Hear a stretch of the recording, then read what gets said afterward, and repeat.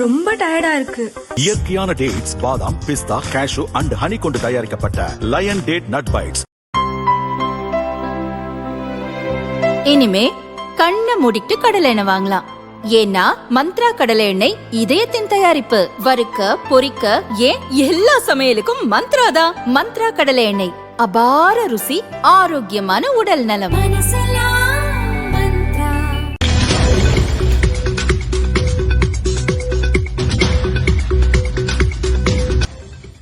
வாரிசு அரசியல்வாதிகள் உள்ள கட்சிகள் நமது மகள்கள் லோக்சபாவுக்கு செல்வதை விரும்பவில்லை என பிரதமர் மோடி குற்றம் சாட்டியுள்ளார். திமுக, காங்கிரஸ், திரிணாமுல் உள்ளிட்ட கட்சிகள் மகளிரை மீண்டும் ஏமாற்றிவிட்டன என்றார். குஜராத் உள்ளாட்சித் தேர்தலில் பாஜக வெற்றி பெற்ற நிலையில் மக்களுக்கு பிரதமர் மோடி நன்றி தெரிவித்தார். மாநிலத்தை வளர்ச்சியின் புதிய உயரங்களுக்கு கொண்டு செல்ல தொடர்ந்து முயற்சிப்போம் என உறுதியளித்தார். உத்தரப்பிரதேசத்தின் வாரணாசியிலிருந்து மகாராஷ்டிராவின் புனே வரை 30 மணி நேரத்தில் செல்லும் புதிய அம்ரித் பாரத் எக்ஸ்பிரஸ் ரயிலை பிரதமர் மோடி கொடியசைத்து துவக்கி வைத்தார். கொடைக்கானல் சென்றுள்ள முதல்வர் ஸ்டாலின் இன்று சென்னை திரும்புகிறார். காலை 11 மணிக்கு மதுரை ஏர்போர்ட் வரும் முதல்வர் ஸ்டாலின் அங்கிருந்து தனி விமானம் மூலம் சென்னை திரும்புகிறார். தமிழக சட்டசபை தேர்தலில் தாவேக 200 இடங்களை தாண்டுவது என்பதெல்லாம் கனவுதான் என பாஜக வேட்பாளர் தமிழிசை சவுந்தரராஜன் விமர்சித்துள்ளார். மிஞ்சி போனால் மே 4 வரையில் கனவு காணுவார்கள் என்றார். இன்று மாலையில் கள்ளர் வேடம் தரித்து தங்கப்பல்லக்கில் அழகர் மதுரை புறப்படுகிறார். நாளை அழகரை மதுரை மக்கள் எதிர்கொண்டு அழைக்கும் எதிர்சேவை நடக்கிறது. உலகளவில் ராணுவத்திற்காக அதிக நிதி செலவிடும் நாடுகளில் 8.71 லட்சம் கோடி ரூபாயுடன் இந்தியா 5வது இடத்தை பிடித்துள்ளது. அமெரிக்கா முதலிடத்திலும் சீனா 2வது இடத்திலும் உள்ளது. மும்பை பயங்கரவாத தாக்குதலில் மூளையாக செயல்பட்ட அபீஸ் சயீதின் மிக நெருங்கிய கூட்டாளியும் லஷ்கர்-இ-தொய்பா பயங்கரவாத அமைப்பின் தலைவர்களில் ஒருவருமான ஷேக் யூசுப் அப்ரிடி பாகிஸ்தானில் மர்ம நபர்களால் சுட்டுக் கொல்லப்பட்டார். சட்டசபை தேர்தலுக்கு பிறகு பெட்ரோல், டீசல் விலை உயராது என மத்திய அரசு திட்டவட்டமாக தெரிவித்துள்ளது. வதந்திகளை யாரும் நம்ப வேண்டாம், பீதியடைந்து எரிபொருள் வாங்குவதை தவிர்க்க வேண்டும் என அரசு வலியுறுத்தியுள்ளது. தான் எம்பியாக தேர்வான வாரணாசியில் நடக்கும் பெண்கள் மாநாட்டில் கலந்து கொள்ள வந்த பிரதமர் மோடிக்கு மக்கள் உற்சாக வரவேற்பு அளித்தனர். சிக்கிம் மாநிலம் உருவான 50ஆம் ஆண்டு விழாவில் பிரதமர் மோடி பங்கேற்றார். கேங்டாக்கில் நடந்த கலை நிகழ்ச்சிகளை கண்டுகளித்த அவர் 4000 கோடி ரூபாய் மதிப்பிலான பல்வேறு வளர்ச்சி திட்டங்களை மக்களுக்கு அர்ப்பணித்தார். சிக்கிம் பொன்விழா நிகழ்ச்சியில் பேசிய பிரதமர் மோடி, காங்கிரஸ் அரசு எப்போதும் சிக்கிமின் வளர்ச்சியை பின்னுக்கு தள்ளியே வந்தன. ஆனால் நாங்கள் சிக்கிமின் இணைப்பு வசதிகள் மற்றும் சுற்றுலா உள்கட்டமைப்பு ஆகியவற்றில் மிகுந்த கவனம் செலுத்தி வருகிறோம் என்றார். கிழக்கின் சொர்க்கம் சிக்கிம்.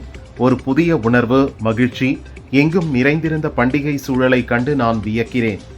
சிக்கிமின் வண்ணங்கள் தனித்துவமானவை, இணையற்ற அழகு, அமைதி உள்ளிட்டவை பேரின்பம் என பிரதமர் மோடி கூறினார். சிக்கிம் சென்ற பிரதமர் மோடி ஹாங்காங்கில் இளைஞர்களுடன் சேர்ந்து கால்பந்து விளையாடி மகிழ்ந்தார்.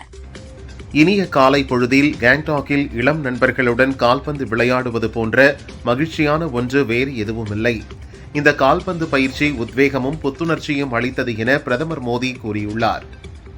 தொடர்ச்சியாக 2வது நிதியாண்டிலும் இரட்டை இலக்க பொருளாதார வளர்ச்சியை தமிழக அரசு பெற்றுள்ளது. 2025-2026 நிதியாண்டில் 10.83% வளர்ச்சியை பதிவு செய்துள்ளதாக மத்திய புள்ளியியல் துறை தெரிவித்துள்ளது. நம்முடைய போட்டி என்பது மற்ற இந்திய மாநிலங்களுடன் அல்ல, தெற்காசியாவில் முதன்மை மாநிலமாக தமிழகம் உயர வேண்டும் என முதல்வர் ஸ்டாலின் கூறியுள்ளார். தமிழகம் என்றாலே சாதனை மட்டும்தான் என தெரிவித்துள்ளார். கொடைக்கானல் சென்றுள்ள முதல்வர் ஸ்டாலின் அங்குள்ள வீதிகளில் சைக்கிள் ஓட்டி மகிழ்ந்தார். ஓய்வு எடுக்க கொடைக்கானல் சென்றுள்ள முதல்வர் ஸ்டாலின் ஏரி ரோட்டில் வாக்கிங் சென்றார். அங்கிருந்த சுற்றுலா பயணிகள் அவருடன் செல்ஃபி எடுத்து மகிழ்ந்தனர். முதல் 3 ஆண்டுகளில் அடித்தளம் அமைத்து தொடர்ந்து 2 ஆண்டுகளாக இரட்டை இலக்க பொருளாதார வளர்ச்சி என்ற சாதனையை நிகழ்த்தியுள்ளோம். சிறப்பான நமது நிர்வாகத்திற்கு உழைப்பால் துணை நின்ற தமிழக மக்களுக்கு நன்றி என முதல்வர் ஸ்டாலின் கூறினார். பயங்கரவாதத்தை கையாள்வதில் இரட்டை நிலைப்பாடு இருக்கக்கூடாது. பயங்கரவாதத்தின் மைய புள்ளிகள் இனி தண்டனையிலிருந்து தப்ப முடியாது என்பதற்கு ஆபரேஷன் சிந்தூர் நடவடிக்கையே சாட்சி என ராஜ்நாத் சிங் கூறினார். பகல்காம் தாக்குதல் மனித குலத்தையே உலுக்கியது. பயங்கரவாதத்திற்கு கடுமையான பதிலடி கொடுப்போம் என கிர்கிஸ்தானில் நடைபெற்ற SCO பாதுகாப்பு அமைச்சர்கள் கூட்டத்தில் ராஜ்நாத் சிங் பேசினார். குஜராத் உள்ளாட்சித் தேர்தலில் பெரும்பாலான இடங்களில் பாரதிய ஜனதா வெற்றி பெற்றுள்ளது. காந்தி நகரில் பாரதிய ஜனதா தலைவர்கள், தொண்டர்கள் வெற்றி கொண்டாட்டத்தில் ஈடுபட்டனர். மேற்கு வங்கத்தில் 2ஆம் கட்ட ஓட்டுப்பதிவு நாளை நடக்கிறது. இதற்காக அனைத்து ஓட்டுச்சாவடிகளுக்கும் மின்னணு ஓட்டுப்பதிவு இயந்திரங்கள், விவிபேட் இயந்திரங்கள் அனுப்பி வைக்கப்பட்டன. கொடைக்கானல் சென்றுள்ள முதல்வர் ஸ்டாலின் நாளை சென்னை திரும்புகிறார். நாளை காலை 11 மணிக்கு மதுரை ஏர்போர்ட் வரும் முதல்வர் ஸ்டாலின் அங்கிருந்து தனி விமானம் மூலம் சென்னை திரும்புகிறார். திருச்செந்தூர் சுப்பிரமணிய சுவாமி கோவிலில் தாவிக தலைவர் விஜய் கையில் வேலுடன் சுவாமி தரிசனம் செய்தார். அவருக்கு திரை சுதந்திரர்கள் பூரண கும்ப மரியாதை அளித்து வரவேற்றனர். திருச்செந்தூர் முருகன் கோயிலில் சாமி தரிசனம் செய்த தாவேகா தலைவர் விஜய் நாளை மகாராஷ்டிராவில் உள்ள சீரடி சாய்பாபா கோயிலுக்கு சென்று வழிபாடு செய்ய உள்ளதாக தகவல் வெளியாகியுள்ளது. தமிழகத்தில் மே 4ஆம் தேதி ஓட்டு எண்ணிக்கை நடைபெற உள்ள நிலையில் தாவேகா தலைவர் விஜய் வரும் 30ஆம் தேதி தன்னுடைய கட்சி வேட்பாளர்களுடன் ஆலோசனை நடத்தவுள்ளார். தமிழக அமைச்சர்கள் சாத்தூர் ராமச்சந்திரன், தங்கம் தென்னரசு மீதான வருமானத்திற்கு அதிகமான சொத்து சேர்ப்பு வழக்குகளின் விசாரணையை ஸ்ரீவில்லிபுத்தூர் முதன்மை மாவட்ட நீதிமன்றம் ஜூன் மாதத்திற்கு ஒத்திவைத்தது. அமைச்சர் ஐ. பெரியசாமி மீது சட்டவிரோத பணப்பரிமாற்ற தடை சட்டத்தின் கீழ் கடந்த 2020ஆம் ஆண்டு அமலாக்கத்துறை பதிவு செய்த வழக்கை ரத்து செய்து சென்னை ஹைகோர்ட் உத்தரவிட்டது. சாத்தூர் திமுக வேட்பாளர் வீட்டில் 122 சவரன் கொள்ளையடிக்கப்பட்ட சம்பவத்தில் வேட்பாளரின் மருமகள் உள்ளிட்ட 3 பேரை போலீசார் கைது செய்து விசாரிக்கின்றனர். சென்னை துறைமுகம் தொகுதி தாவேகா வேட்பாளர் சீனோரா அசோக் ஓட்டு எண்ணும் நாளில் அமைச்சர் சேகர் பாபு ஆதரவாளர்களால் தனது உயிருக்கு ஆபத்து இருப்பதாக போலீஸ் கமிஷனர் அலுவலகத்தில் புகார் அளித்துள்ளார். தமிழகம், புதுச்சேரி, கேரளம் ஆகிய 3 மாநில சட்டசபை தேர்தல் முடிவுகள் இன்னும் வெளிவராத நிலையில் காவிரி மேலாண்மை ஆணைய கூட்டத்தை நடத்த முயல்வது கண்டனத்துக்குரியது. முழுமையான அதிகாரம் பெறாத அரசுகளால் எப்படி முக்கிய முடிவுகளை எடுக்க முடியும் என சீமான் கேள்வி எழுப்பியுள்ளார். அரசு ஊழியர் மீது சேற்றை ஊற்றி அவமானப்படுத்திய வழக்கில் மகாராஷ்டிர மாநில பாரதிய ஜனதா அமைச்சர் நிதேஷ் ராணேவுக்கு 1 மாதம் சிறை தண்டனை விதிக்கப்பட்டுள்ளது. வெற்றி பெற்றால் கொண்டாடுங்கள், தோல்வியடைந்தால் அடுத்த தேர்தலுக்கு தயாராகுங்கள் என ஓய்வு பெற்ற நீதிபதி கிருபாகரன் கூறினார். சமூக வலைதள பதிவுகள் அதிர்ச்சி அளிப்பதாகவும் தவறான முடிவுகளை யாரும் எந்த வகையிலும் கையில் எடுக்க வேண்டாம் என்றார். ஆம் ஆத்மி தலைவர் கெஜ்ரிவால் இல்லத்தில் தாக்கப்பட்ட ஆம் ஆத்மி பெண் எம்பி ஸ்வாதி மாலிவால் ராஜ்யசபாவில் தனித்து செயல்பட்டார். மற்ற 6 ஆம் ஆத்மி எம்பிக்களும் பாரதிய ஜனதாவில் சேர முடிவெடுத்த நிலையில் ஸ்வாதி மாலிவால் டெல்லி பாரதிய ஜனதா தலைவர் வீரேந்திர சச்தேவா முன்னிலையில் அக்கட்சியில் சேர்ந்தார். ஹைகோர்ட் உத்தரவிட்டும் லஞ்ச ஒழிப்புத்துறை வழக்கு பதிவு செய்யவில்லை என அதிமுக எம்பி இன்பதுரை தொடர்ந்த வழக்கில் அமைச்சர் நேரு மீது வழக்கு பதிவு செய்ய உத்தரவிடவில்லை என ஹைகோர்ட் விளக்கம் அளித்துள்ளது. இன்று முதல் 2ஆம் தேதி வரை தமிழகம், புதுச்சேரி மற்றும் காரைக்கால் பகுதிகளில் ஒரு சில இடங்களில் வெப்பநிலை 2 to 3 டிகிரி செல்சியஸ் இயல்பை விட அதிகமாக இருக்கக்கூடும் என சென்னை வானிலை மையம் தெரிவித்துள்ளது. இந்தியாவிற்கு வழங்க வேண்டிய 4வது S-400 வான் பாதுகாப்பு கவச வாகனத்தை ரஷ்யா அனுப்பி வைத்துள்ளது. இது மே மாத மத்தியில் இந்தியா வந்தடையும் என எதிர்பார்க்கப்படுகிறது. மே தினத்தை முன்னிட்டு சென்னையில் டாஸ்மாக் மற்றும் பார்கள் மூட மாவட்ட நிர்வாகம் உத்தரவிட்டுள்ளது. நிர்வாக வசதிக்காக லடாக்கில் மேலும் 5 மாவட்டங்கள் உதயமாகியுள்ளன. இதன் மூலம் மொத்த மாவட்டங்களின் எண்ணிக்கை 7 உயர்ந்துள்ளது. லே மற்றும் கார்கில் என 2 மாவட்டங்கள் இருந்த நிலையில் தற்போது நுப்ரா, ஷாம், சாங்தாங், ஜான்ஸ்கர், டிராஸ் ஆகிய மாவட்டங்கள் உருவாக்கப்பட்டுள்ளது. சீனாவின் மக்கள் தொகை 6 கோடி வரை குறையும் என ரோடியம் குரூப் ஆராய்ச்சி நிறுவனம் கணித்துள்ளது. இது பிரான்சுக்கு இணையான மக்கள் தொகை சரிவு என்றும் இந்த சரிவு சீனாவின் பொருளாதாரத்தில் பெரும் சுமையை ஏற்படுத்தும் என்றும் அந்நிறுவனம் தெரிவித்துள்ளது. இந்தோனேசியாவின் பெகாசி ரயில் நிலையத்தில் பயணிகள் ரயில் மீது விரைவு ரயில் மோதிய விபத்தில் 14 பேர் பலியானார்கள். 84 பேர் ஹாஸ்பிட்டலில் சிகிச்சை பெற்று வருகின்றனர். ஆன்மீக தேடலுக்கு செல்லும் விஜய் தேர்தல் முடிவுக்கு பின் ஷூட்டிங்கிற்கு இடம் தேடி செல்வார் என தமிழிசை விமர்சித்தார். சுயநலத்துக்காக அரசியல் நடத்தும் விஜய் சினிமாவுக்கே திரும்ப போவார் என்றார். 2வது முறையாக திமுக ஆட்சிக்கட்டிலில் ஏறி முதல்வர் ஸ்டாலின் மீண்டும் முதல்வராவார் என அமைச்சர் பெரியசாமி நம்பிக்கை தெரிவித்துள்ளார். தேர்தலில் திமுகவை எதிர்க்க பழனிசாமி போதிய அளவு வேகம் காட்டவில்லை என முன்னாள் எம்பி KC பழனிசாமி தெரிவித்தார். கட்சி ஒன்றுபட வேண்டும் என நினைத்த என்னை போன்றவர்களிடம் ஆணவமாக நடந்து கொண்டார் என்றார். வரும் காலங்களில் பெட்ரோல் மற்றும் டீசல் வாகனங்களுக்கு எதிர்காலம் கிடையாது என மத்திய அமைச்சர் நிதின் கட்கரி கூறினார். ஹைட்ரஜன் தான் எதிர்காலத்தின் எரிபொருள் என்றார்.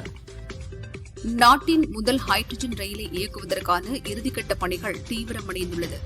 மத்திய ரயில்வே ஆணையத்தின் இறுதி அறிக்கைக்கு பிறகு ரயிலின் வேகம் மற்றும் கால அட்டவணை முடிவு செய்யப்பட்டு அதிகாரப்பூர்வமாக தொடக்க விழா அறிவிக்கப்படும் என தெரிவிக்கப்பட்டுள்ளது. திருப்பத்தூர் அருகே மாற்றுத்திறனாளி பெண்ணை பாலியல் வன்கொடுமை செய்த நபருக்கு திருப்பத்தூர் கோர்ட் ஆயுள் தண்டனை விதித்தது.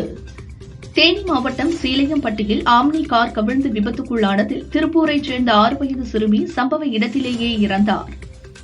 மகாராஷ்டிரா நாசிக் மருத்துவக் கல்லூரி மருத்துவமனை லிப்டில் சிக்கி 50 வயதான ஜோதி என்ற பெண் ஊழியர் பரிதாபமாக இறந்தார்.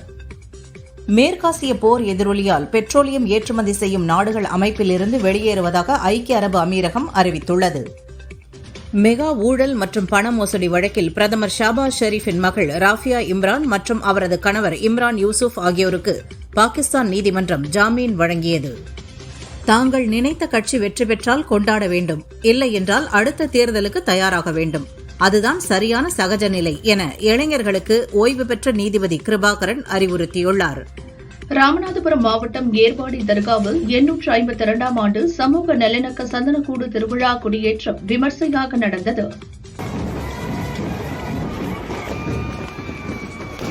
வேலூர் ஜலகண்டேஸ்வரர் கோயில் பிரம்மோற்சவம் 8ஆம் நாள் நிகழ்ச்சியில் ஜலகண்டேஸ்வரர் அகிலாண்டேஸ்வரி அம்மன் மகா குதிரை வாகனத்தில் பஞ்சமூர்த்திகளுடனும் வீதி உலா வந்தனர். கொடைக்கானல் வந்துள்ள முதல்வர் ஸ்டாலினை அமைச்சர்கள் பெரியசாமி, சக்கரபாணி, எம்எல்ஏ செந்தில்குமார் ஆகியோர் சந்தித்து அவசர ஆலோசனை நடத்தினர். பசுமை புரட்சி, வெண்மை புரட்சியை தொடர்ந்து விசில் புரட்சி ஏற்பட்டு 200 இடங்களுக்கும் மேல் தாவிக்க வெற்றி பெற்று ஆட்சி அமைக்கும் என செங்கோட்டையன் தெரிவித்தார். 3 மாநில தேர்தல் முடிவுகள் வெளிவந்து புதிய அரசுகள் அமைந்த பிறகே காவிரி மேலாண்மை ஆணைய கூட்டத்தை கூட்ட வேண்டும் என நாம் தமிழர் கட்சியின் ஒருங்கிணைப்பாளர் சீமான் கோரிக்கை வைத்துள்ளார். திராவிட மாடல் ஆட்சியில் தமிழகம் கடந்த 2 ஆண்டுகளாக தொடர்ந்து இரட்டை இலக்க வளர்ச்சி அடைந்துள்ளது என அமைச்சர் ராஜா தெரிவித்துள்ளார். இது சாதாரண வளர்ச்சியே அல்ல, திட்டமிட்ட முன்னேற்றம் என்பதை இது நிரூபிக்கிறது என்றார்.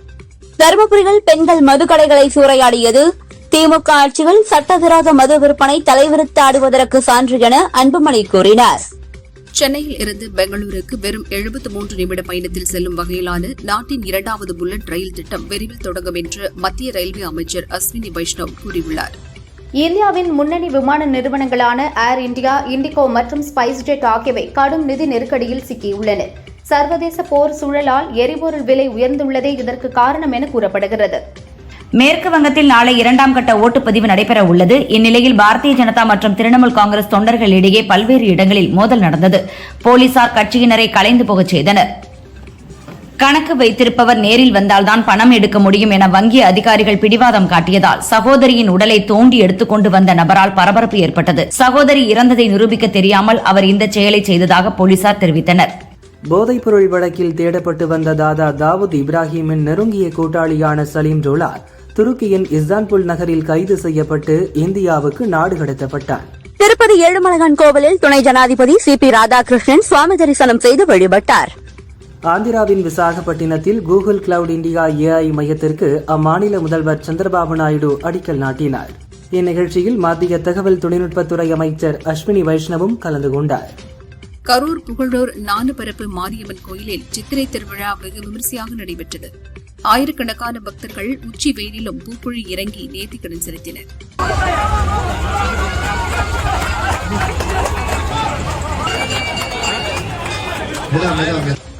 தேனி மாவட்டம் சின்னமனூர் சிவகாமியம்மன் உடனுரை பூலானந்தீஸ்வரர் கோயில் சித்திரை திருவிழா திருக்கல்யாண நிகழ்ச்சியில் ஆயிரக்கணக்கான பக்தர்கள் கலந்து கொண்டு சாமி தரிசனம் செய்தனர்.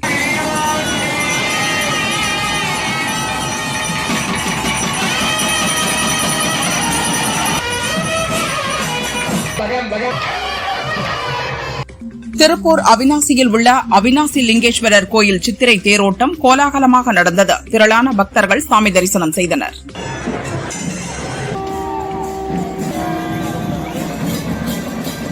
திண்டுக்கல் ஸ்ரீ காளஹஸ்தீஸ்வரர் உடனமர் ஞானாம்பிகை, ஸ்ரீ பத்மகிரீஸ்வரர் உடனமர் அபிராமி அம்மன் கோயிலில் ஸ்ரீ பத்மகிரீஸ்வரர் அபிராமி அம்மன் திருக்கல்யாணம் விமரிசையாக நடந்தது.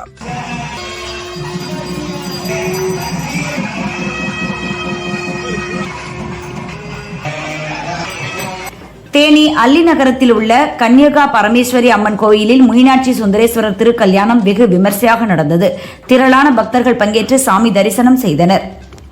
சித்திரை மாத பிரம்மோற்சவ விழாவை முன்னிட்டு 7ஆம் நாளான இன்று திருவள்ளூர் வீரராகவர் கோவிலில் தேர் திருவிழா நடைபெற்றது. 4 மாட வீதிகள் வழியாக வீரராகவர் ஸ்ரீதேவி பூதேவியுடன் வலம் வந்தார். உலக பிரசித்தி பெற்ற மதுரை மீனாட்சி அம்மன் சுந்தரேஸ்வரர் திருக்கல்யாணம் வெகு விமரிசையாக நடைபெற்றது.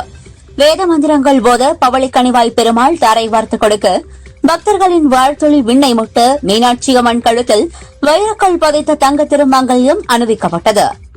கொசு உற்பத்தி அதிகரிப்பு, தண்ணீர் தேங்கி இருப்பது உள்ளிட்ட புகார்களின் மீது 2 நாட்களில் உரிய நடவடிக்கை எடுக்க வேண்டும் என தமிழக அரசுக்கு ஹைகோர்ட் உத்தரவிட்டுள்ளது. சிதம்பரம் மேல் காவல் தெரு பகுதியில் விவசாயி தனராஜனை அப்பகுதியில் சுற்றித் திரிந்த மாடு ஒன்று கொம்பால் முட்டி காலால் உதைத்து தாக்கியது. அக்கம் பக்கத்தினர் அவரை போராடி மீட்டனர். சிவகங்கை மாவட்டம் தேவக்கோட்டை மற்றும் சுற்றுப்புற பகுதிகளான காரைக்குடி ரோடு, தியாகிகள் சாலை, ராம்நகர், ஒத்தக்கடை, கண்டதேவி உள்ளிட்ட பகுதிகளில் திடீரென இடியுடன் கூடிய மழை சுமார் அரை மணி நேரத்திற்கு மேலாக பெய்தது. தமிழகத்தில் உள்ள அரசு பள்ளிகளில் 2026-27 கல்வியாண்டுக்கான மாணவர் சேர்க்கை 1 லட்சத்தை தாண்டியது. இதுவரை 1,12,711 பேர் சேர்ந்திருப்பதாக பள்ளிக் கல்வித்துறை தெரிவித்துள்ளது. திருச்சி ஸ்ரீரங்கம் அரங்கநாத சுவாமி கோயிலில் உண்டியல் எண்ணிக்கையின் போது கோயில் ஊழியர் பணத்தை திருடியதால் தற்போது உண்டியல் எண்ணும் இடத்தில் கூடுதல் சிசிடிவி கேமரா பொருத்தப்பட்டு கண்காணிக்கப்பட்டு வருகிறது.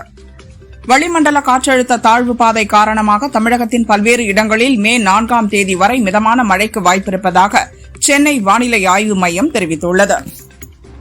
தர்மபுரி போடூரில் சட்டவிரோதமாக செயல்பட்ட மதுக்கடைகளை அப்பகுதி பெண்கள் சூறையாடினர்.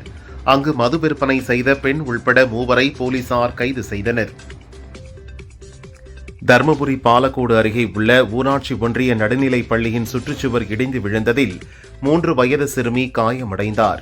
அதிகாரிகளின் அலட்சியத்தால் அசம்பாவிதம் ஏற்பட்டதாக உறவினர்கள் குற்றம் சாட்டினர். தருமபுரி பெண்ணாகரம் அருகே சட்டவிரோதமாக செயல்பட்ட மதுக்கடையை பெண்கள் சூறையாடியுள்ளனர். மதுக்கடையை அகற்ற வேண்டும் என மக்கள் 5 ஆண்டுகளாக போராட்டம் நடத்தி வருகின்றனர் என அன்புமணி தெரிவித்துள்ளார். தருமபுரி மாவட்டம் முழுவதும் இதுபோன்ற மதுக்கடைகள் 24 மணி நேரமும் செயல்படுகின்றன என குற்றம் சாட்டியுள்ளார்.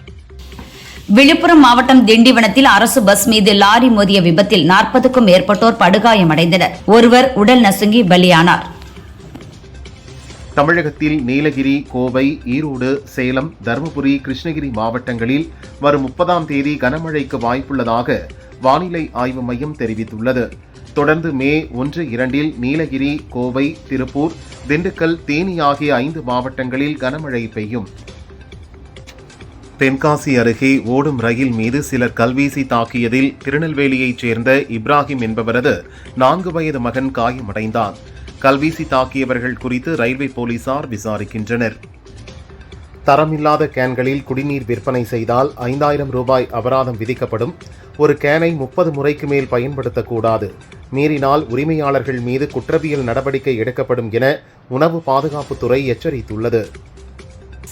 புதுச்சேரியிலிருந்து மதுபானம் கொண்டு வந்தவர் மீதான வழக்கை ரத்து செய்ததற்கான விளக்கம் கோரி தமிழக அரசு சென்னை ஹைகோர்ட்டில் முறையீடு செய்துள்ளது. இந்த வழக்கு நாளை விசாரணைக்கு வரவுள்ளது. சென்னை சென்ட்ரல் அரக்கோணம் வழித்தடத்தில் 2வது ஏசி புறநகர் ரயில் சேவையை விரைவில் தொடங்க தெற்கு ரயில்வே திட்டமிட்டுள்ளது. 1 முதல் 8ஆம் வகுப்பு மாணவர்களின் முழு ஆண்டு தேர்வு மதிப்பெண்களை எமிஸ் தளத்தில் ஏப்ரல் 30ஆம் தேதிக்குள் பதிவேற்றம் செய்ய தமிழக பள்ளிக்கல்வித்துறை உத்தரவிட்டுள்ளது. ஈரோடு மாவட்ட கலெக்டர் அலுவலகத்திற்கு 2வது முறையாக இமெயில் மூலம் வெடிகுண்டு மிரட்டல் விடுக்கப்பட்டது. மோப்பனாய் உதவியுடன் போலீசார் தீவிர சோதனை நடத்தியதில் மிரட்டல் புரளி என தெரியவந்தது. வாக்கு எண்ணும் பணியில் ஈடுபடும் ஊழியர்களுக்கு சென்னை கலைவாணர் அரங்கில் நாளை சிறப்பு வகுப்பு நடக்கவிருப்பதாக இந்திய தேர்தல் ஆணையம் அறிவித்துள்ளது. நாளை மறுதினம் ரிபன் மாளிகையில் மாவட்ட தேர்தல் அலுவலர் தலைமையில் பயிற்சி நடைபெறுகிறது. திருச்செந்தூர் சுப்பிரமணிய சுவாமி கோவிலில் சாமி தரிசனம் செய்த தவிக தலைவர் விஜய் தூத்துக்குடியிலிருந்து விமானம் மூலம் சென்னை திரும்பினார். ஏர்போர்ட்டிலிருந்து நீலாங்கரையில் உள்ள தனது வீட்டுக்கு காரில் சென்றார். தர்மபுரி பாலக்கோடு அருகே நெடுஞ்சாலையில் சென்று கொண்டிருந்த அரசு பஸ் மீது புளியமரம் சாய்ந்து விபத்துக்குள்ளானது. அதிர்ஷ்டவசமாக பஸ்ஸில் பயணம் செய்த 20க்கும் மேற்பட்ட பயணிகள் காயமின்றி உயிர் தப்பினர். தேர்தல்களில் 2 தொகுதிகளில் போட்டியிடும் வேட்பாளர்களிடம் ராஜினாமா செய்யும் தொகுதியின் தேர்தல் செலவுகளை ஏற்க கோரிய வழக்கை தள்ளுபடி செய்த சென்னை ஹைகோர்ட் வேட்பாளர்கள் 2 தொகுதிகளில் போட்டியிட சட்டம் அனுமதி அளிக்கிறது என கருத்து தெரிவித்தனர். திண்டுக்கல் மாவட்டம் கோணப்பட்டி மலையில் அரசு தரப்பில் அகற்றப்பட்ட முருகன் சிலையை மீண்டும் நிறுவ உயர்நீதிமன்ற மதுரை கிளை உத்தரவிட்டுள்ளது. சென்னையில் இன்று 100 டிகிரி ஃபாரன்ஹீட் வரை வெயில் சுட்டரிக்க வாய்ப்புள்ளதாக வானிலை ஆய்வு மையம் தெரிவித்துள்ளது. சென்னையில் ஆபரண தங்கம் விலை ரூபாய் 1040 குறைந்து ரூபாய் 1,12,800க்கும் ஒரு கிராமுக்கு ரூபாய் 130 குறைந்து ரூபாய் 14,100க்கு விற்பனை செய்யப்படுகிறது. ஒரு கிராம் வெள்ளி ரூபாய் 5 குறைந்து ரூபாய் 265க்கு விற்பனை செய்யப்படுகிறது. கும்மிடிப்பூண்டி அருகே தேர்வாய் கண்டிகையில் தனியார் தொழிற்சாலையில் விஷவாயு தாக்கி ஒடிசாவைச் சேர்ந்த தொழிலாளி தனஞ்சய மாலிக் பலியானார். 5 தொழிலாளர்கள் மயக்கமடைந்தனர். அரியலூரில் ஓய்வு பெற்ற அரசு ஊழியர் வீட்டின் பூட்டை உடைத்து 11 சவரன் நகை 1 லட்சம் ரூபாயை மர்ம நபர்கள் கொள்ளையடித்துச் சென்றுள்ளனர். சென்னையில் தனியாக வீட்டில் இருந்த 76 வயது மூதாட்டியை பாலியல் வன்கொடுமை செய்த பிளம்பர் மருதப்பன் கைது செய்யப்பட்டு சிறையில் அடைக்கப்பட்டார். சென்னை அண்ணா பல்கலைக்கழக ஸ்ட்ராங் ரூமில் ஜனநாயகன் படத்தை சட்டவிரோதமாக பார்த்த சிசிடிவி அறை ஊழியர் யுவராஜ் கைது செய்யப்பட்டார். தஞ்சையில் சொத்து பிரச்சினை காரணமாக திமுக வட்ட செயலாளரை பெட்ரோல் கொண்டு வீசி கொல்ல முயன்ற விசிகாவினரால் பரபரப்பு ஏற்பட்டது. அரசுமுறை பயணமாக அமெரிக்கா சென்றுள்ள பிரிட்டன் மன்னர் சார்லஸ் வெள்ளை மாளிகையில் அதிபர் டிரம்பை சந்தித்து உரையாடினார். அமெரிக்கா தங்களது கடல்வழி முற்றுகையை விலக்கிக் கொண்டால் ஹார்முஸ் ஜலசந்தியை திறக்கிறோம் என ஈரான் தெரிவித்துள்ளது. தெற்கு சூடானில் சிறிய ரக விமானம் வனப்பகுதிக்குள் விழுந்து நொறுங்கியது. இதில் விமானி உட்பட 14 பேர் உயிரிழந்தனர். ஹார்முஸ் ஜலசந்தி வழியாக கப்பல்கள் செல்ல அனுமதிக்க வேண்டும், திறந்துவிடுங்கள் என ஈரானுக்கு ஐநா பொதுச் செயலாளர் ஆண்டோனியா குட்டெரஸ் கோரிக்கை விடுத்துள்ளார். போர் தொடர்பான விரிவான பேச்சுவார்த்தைகள் தொடரும் நிலையில் ஹார்முஸ் ஜலசந்தியை மீண்டும் திறப்பது குறித்து ஈரானின் முன்மொழிவு பற்றி விவாதிப்பதற்காக அமெரிக்க அதிபர் டிரம்ப் தனது உயர்மட்ட பாதுகாப்பு அதிகாரிகளுடன் ஆலோசனை நடத்தினார். உங்கள் லட்சியங்களுக்கு 100% நேர்மையாக இருங்கள். அந்த லட்சியத்திற்காக முழுமையான அர்ப்பணிப்புடன் உழைப்பினை கொடுங்கள் என இளைஞர்களுக்கு இந்திய கிரிக்கெட் வீரர் விராட் கோலி அறிவுரை வழங்கியுள்ளார். மும்பை இந்தியன்ஸ் அணி வீரர் மிச்சல் சாண்ட்னர் காயம் காரணமாக ஐபிஎல் தொடரில் இருந்து விலகினார். அவருக்கு பதிலாக தென்னாப்பிரிக்க சுழற்பந்து வீச்சாளர் கேசப் மகாராஜ் அணியில் சேர்க்கப்பட்டுள்ளார். கன்னடத்தில் தயாராகியுள்ள படம் கீடி தி டெவில் பிரேம் இயக்க துருவா சர்ஜா சஞ்சய் தத் நடித்துள்ளனர். இதில் சஞ்சய் நோரா பதேகி ஆடிய கவர்ச்சி பாடலில் ஆபாச வரிகள் இடம்பெற்றிருப்பதாக எதிர்ப்பு கிளம்பியது. தேசிய மகளிர் ஆணையத்திலும் புகார்கள் பறக்க இதுபற்றி விளக்கம் கேட்டு சஞ்சய் நோராவிற்கு நோட்டீஸ் அனுப்பப்பட்டிருந்தது. மகளிர் ஆணையத்தில் ஆஜரான சஞ்சய் தத் அந்த பாடல் வரிகள் வேறு மொழியில் இருந்ததால் எனக்கு அதன் அர்த்தம் தெரியாது, இருப்பினும் அதனால் ஏற்பட்ட விளைவுகளுக்காக மன்னிப்பு கேட்கிறேன் என்றார். நடிகர் அல்லு அர்ஜுன் இயக்குனர் அட்லி கூட்டணியில் உருவாகி வரும் சூப்பர் ஹீரோ படமான ராக்கா ரூபாய் 600 கோடி பட்ஜெட்டில் தயாராகிறது. தீபிகா படுகோனே, மிருணால் தாகூர் நடிக்க சாய் அபயங்கர் இசையமைக்கிறார். ரம்யா கிருஷ்ணன், யோகி பாபு, ஜிம்சார் உள்ளிட்டோரும் நடிக்கின்றனர். மேலும் மலையாளத்தில் வெளியான மின்னல் முரளி படம் மூலம் பிரபலமான ஃபெமினா ஜார்ஜும் முக்கிய வேடத்தில் நடிக்க இணைந்துள்ளாராம். 2009 ராஜ்குமார் கிரானி இயக்கத்தில் அமீர் கான், மாதவன், ஹர்மன் ஜோஷி, கரீனா கபூர் நடித்து வெளியான 3 இடியட்ஸ் ஹிந்தி படம் ஹிட்டானது. இதன் 2ஆம் பாகம் குறித்து பேசிய அமீர் கான், அதற்கான கதையை கேட்டேன், நல்லபடியாக வந்துள்ளது.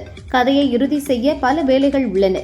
அதே நகைச்சுவை பாணி இருந்தாலும் இதுவரை சொல்லப்படாத கதையாக இருக்கும். இது அதன் தொடர்ச்சியாக 10 ஆண்டுகளுக்கு பிறகான கதைகளத்தை கொண்டுள்ளது என்றார்.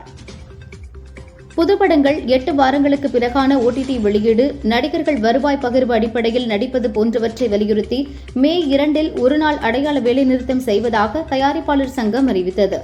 இதற்கு தென்னிந்திய நடிகர்கள் சங்கம், விநியோகஸ்தர்கள், தியேட்டர் உரிமையாளர்கள் உள்ளிட்ட சங்கங்கள் எதிர்ப்பு தெரிவித்து வேலை நிறுத்தத்திற்கு ஆதரவு இல்லை என தெரிவித்துள்ளனர். அனைத்து தரப்பும் பேச்சுவார்த்தையில் ஈடுபடுமா அல்லது எதிர்ப்பை மீறி வேலை நிறுத்தம் நடக்குமா என்ற கேள்வி எழுந்துள்ளது. பிரபல கர்நாடக இசை பாடகி MS சுப்புலட்சுமியின் வாழ்க்கை வரலாறு படத்தை கௌதம் தின்னனூரி இயக்க உள்ளார். இதில் சாய் பல்லவி நடிப்பதாக செய்தி வெளியான நிலையில் அவருக்கு பதில் ருக்மணி வசந்தை ஒப்பந்தம் செய்துள்ளார்களாம். கன்னடத்தில் இவர் நடித்த சப்தசாகரலு தாட்டி எல்லா படத்தை பார்த்த இயக்குனர் ருக்மணியை நடிக்க வைக்க முடிவு செய்தாராம். விரைவில் அறிவிப்பு வெளியாகிறது. இயக்குநர்கள் புஷ்கர் காயத்ரி தயாரிப்பில் சர்க்குணம் இயக்கியுள்ள வெப் தொடர் எக்ஸாம். துஷாரா விஜயன், அப்பாஸ், அதிதி பாலன் முதன்மை வேடத்தில் நடித்துள்ளனர். போட்டித் தேர்வுகளின் பின்னணியில் சஸ்பென்ஸ் டிராமாவாக உருவாகியுள்ளது. இதன் படப்பிடிப்பு முடிந்து மற்ற பணிகள் நடக்கும் சூழலில் மே 15 முதல் பிரைம் வீடியோவில் தமிழ், தெலுங்கு, ஹிந்தி உள்ளிட்ட 15 மொழிகளில் சப்டைட்டிலுடன் வெளியாகிறது.